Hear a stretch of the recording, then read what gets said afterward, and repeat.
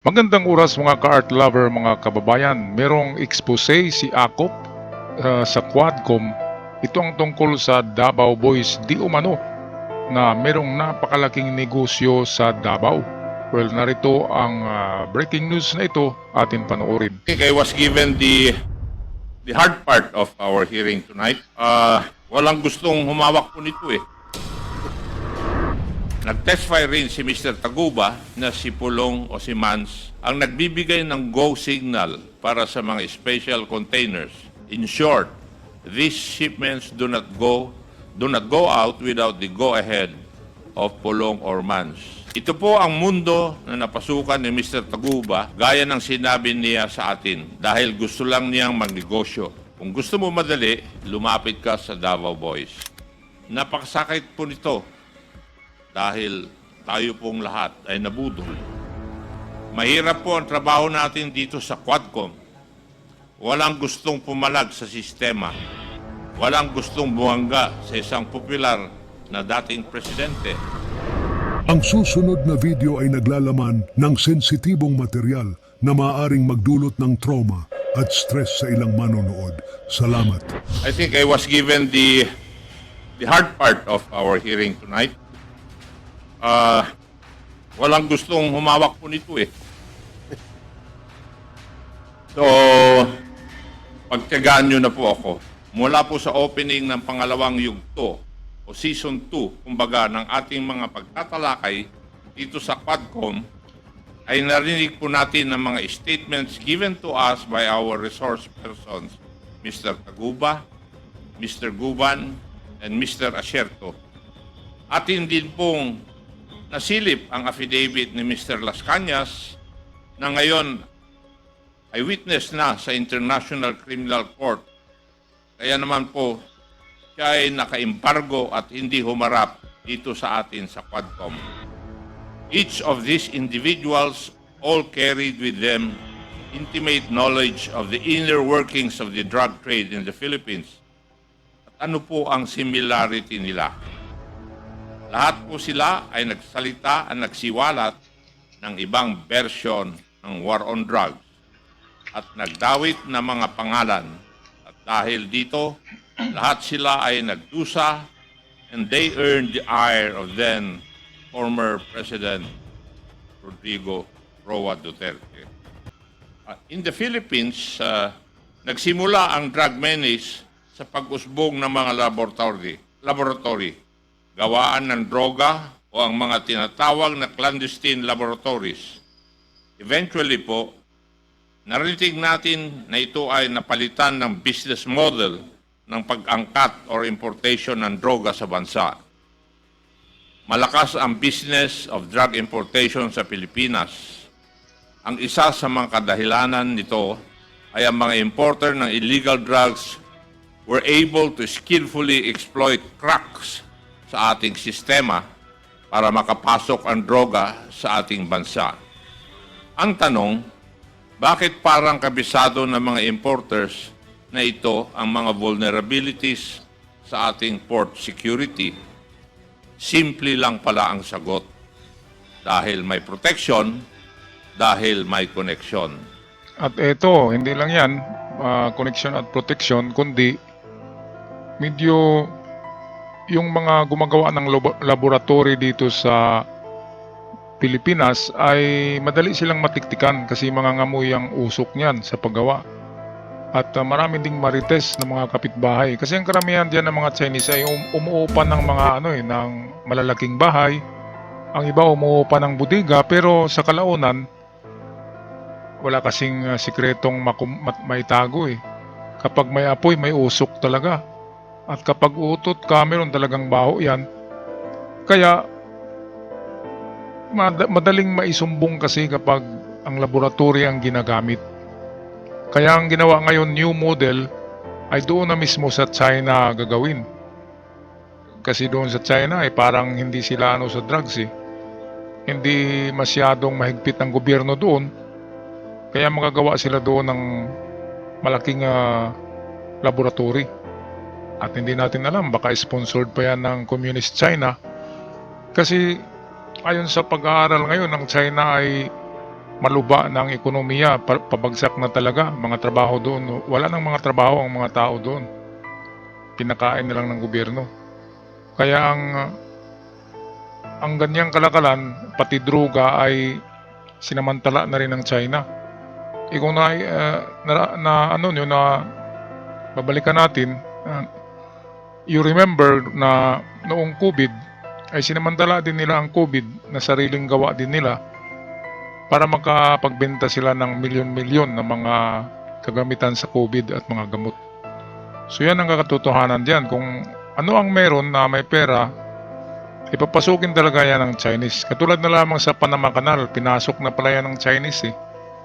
Marami ng port sa Panama Canal at gumawa din sila ng mga release ng train na nasa gilid lamang ng Panama Canal. Parang gumawa sila ng kompetisyon doon kasi ang Panama Canal ay sa Amerika eh. Kaya ang ginawa ng China, gumawa ng mga release ng train. By train yung cargo at gumawa din sila ng cargo ports na malalaki para kompetensyahan ang Panama Canal. Naku, grabe talaga ang China. Kaya galit na galit si Donald Trump. Gustong bawiin ang pamamahala ng Panama Canal kasi ang Panamyan ang namahala diyan. At pati Amerika nga ay sinisingil na kung dumadaan diyan imbis na sila yung gumawa. So ito, katulad din sa droga, mayroong new model. Ito ang mas madali i-deliver na lang sa Pilipinas by noong una mga acetylene, nilagay sa loob ng acetylene. Pangalawa ay magnetic lifter, yung mga magnet na malalaki. Industrial magnetic lifter.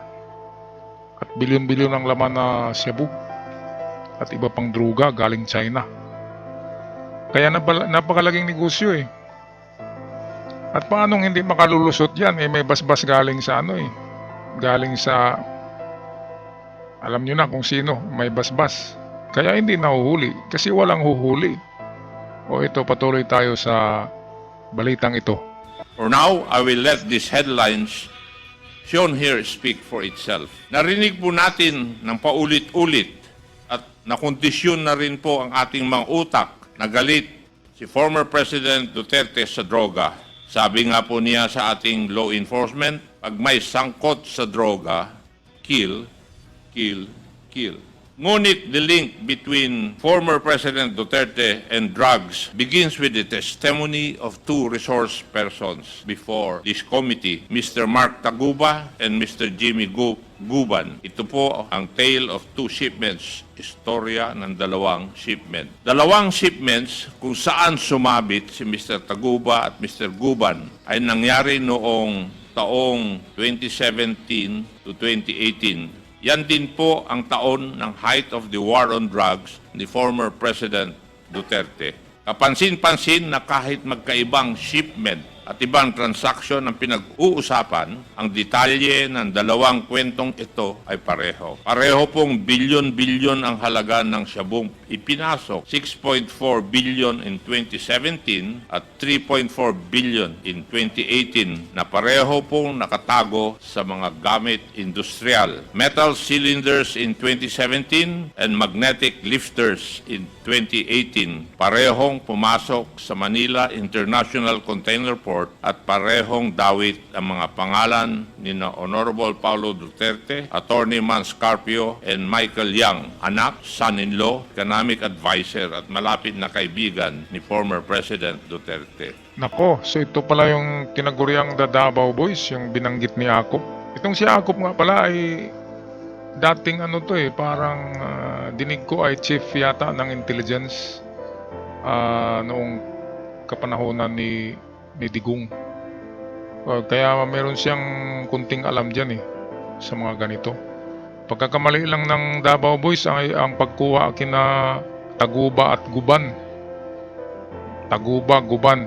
Idagdagan mo lang yung Taguba ng N, Taguban na magkatulad nga ng kaapelido ito.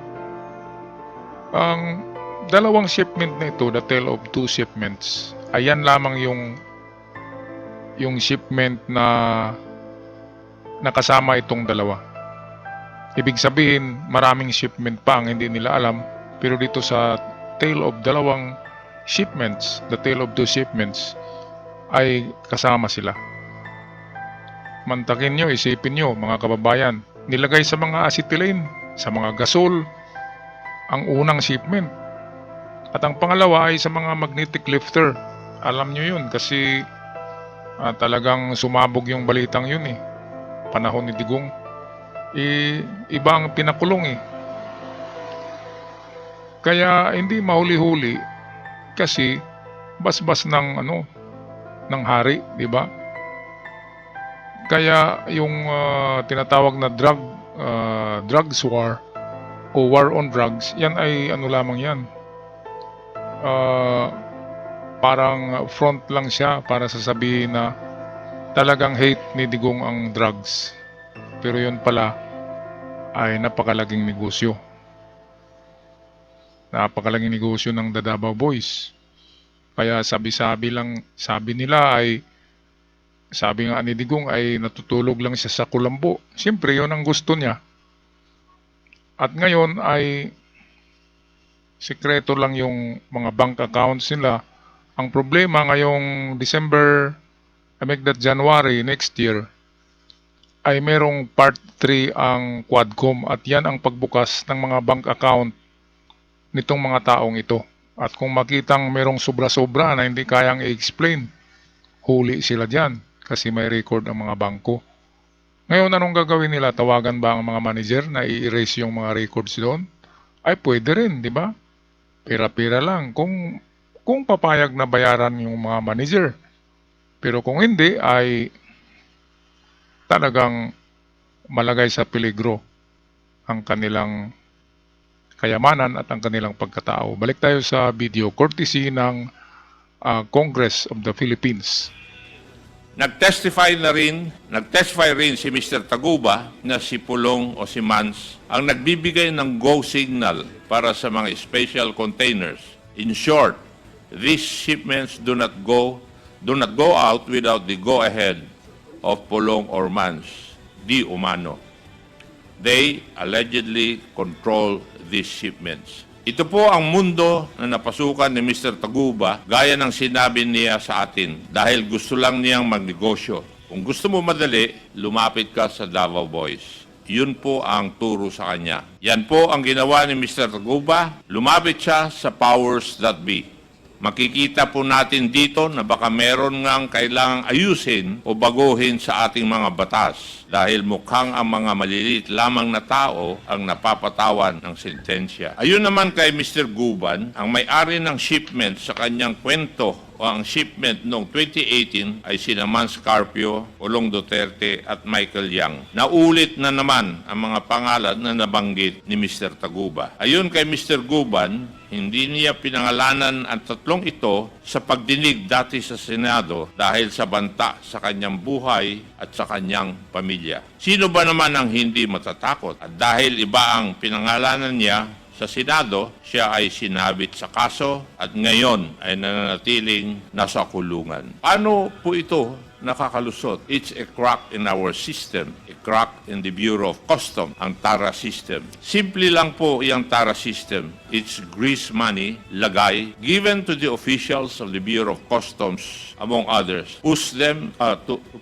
into a more simple assessment of inbound goods. Halimbawa, aabutan ng 1 million pesos para hindi na ma-x-ray or buksan ng container na papasok. According to the tale of 2 shipments na nabuo sa testimonya ni na Mr. Taguba and Mr. Guban, ito po ang estilo ng mga illegal drug importers.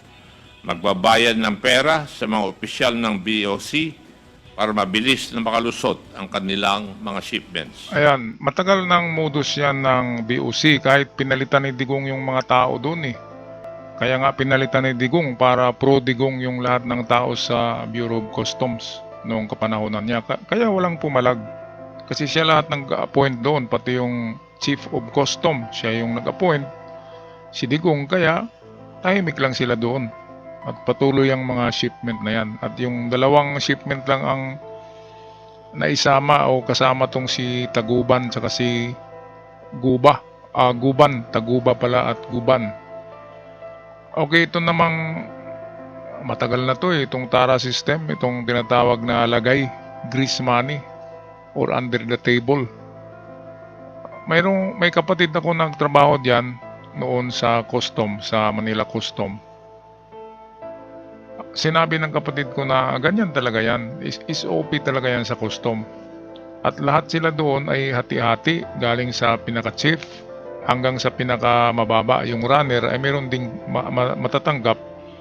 Kasi kung hindi bigyan yung mga runner, yung maliliit, yun ang kakanta. Kaya lahat ay nagkikinabang diyan sa custom. Kaya sabi ni Digong ay linisin niya ang custom, wala nang kurakot. Yung nilagay niya ng mga tao ay tao niya kaya walang nagsasalita sa custom. Ayan, so hindi talaga nabago. Hindi mabago ang ating ang sistema ng Pilipinas. Kasi parang nasa DNA na yung mga lagay system na yan, nasa DNA na yan ng Pilipino. Siguro kung baguhin ang kultura ng Pilipino, ay lipulin muna ng Diyos ang lahat ng tao at din ang ilagay sa Pilipinas ay yung parang Japanese culture. Kasi walang magnanakaw sa Hapon puputulan ng daliri. Sa Pilipinas, kahit anong reform natin, kahit anong gawin natin, nandyan talagang magnanakaw. Kasi DNA na yan, DNA, kasama na yan sa mga ugat, sa mga dugo ng Pilipino. Yung iba nagnakaw, maliit lang nakaw lang, yung iba malaki. Pero pareho lang yun, nagnakaw. Pareho lang yun sa mata ng Diyos. Nagnakaw ka man ng piso, yung isa 1 million, ay pareho lang nagnakaw kayo. Nagnakaw tayo. Okay, tapusin natin ang video. Oo nga naman, di ba? Paano madidetect ang isang shipment of suspected dangerous drugs kung simple assessment lang, walang x-ray or kahit anong form of physical examination? Ayon sa diagram, si Mr. Alan Lim ang local source.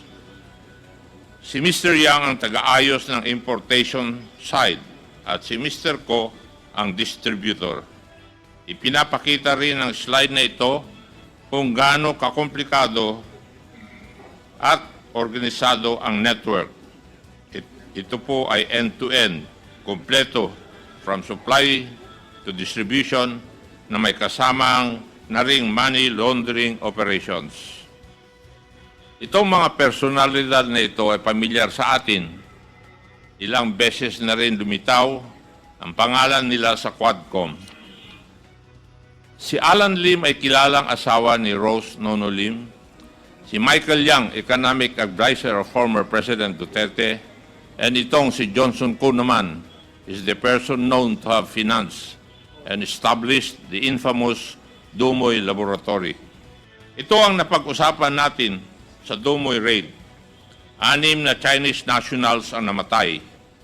Base sa raid, na-discover nila na si Alan C. at si Johnson Chua ay ang mga may-ari ng warehouses at laboratories na ni-raid. Mula po sa investigasyon natin dito sa Quadcom, nalaman po natin na hindi ma-account kung ano po ang nangyari sa mahigit 10 pang na-aresto ng mga Chinese sa raid na yon. Mahalaga po itong Dumoy raid na ito dahil ayon mismo kay former President Duterte, in a recent interview, inubos daw niya ang mga sangkot dito. Later on in 2005, affiliates of Alan C. were arrested and warehouses rented by Johnson Chua were discovered in the provinces of Bukidnon and Cagayan de Oro. It seems that Johnson Chua did not learn its lesson from the tragic Dumoy incident because after 9 years or in 2013, may mga lumabas muli na report tungkol sa illegal activity ni Mr. Johnson Chua.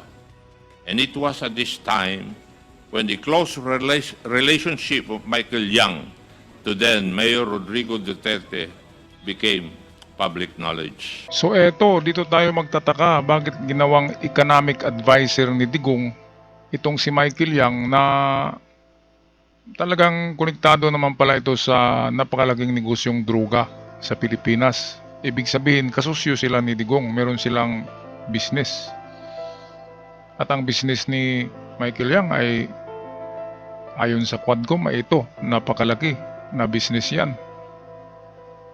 Kaya bakit kukunin ni Digong na advisor niya sa economics itong si Michael Yang? Hindi naman siguro ito ekonomista.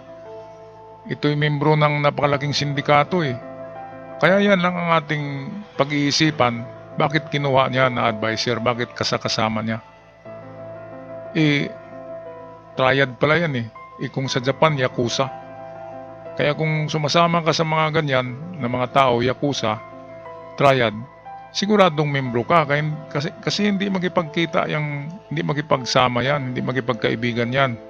Yung mga taong yan kung hindi ka membro. Kasi mabulabog sila, di ba? Lalo na presidente. Alright, so merong part 2 ang bidyong ito kasi napakahaba.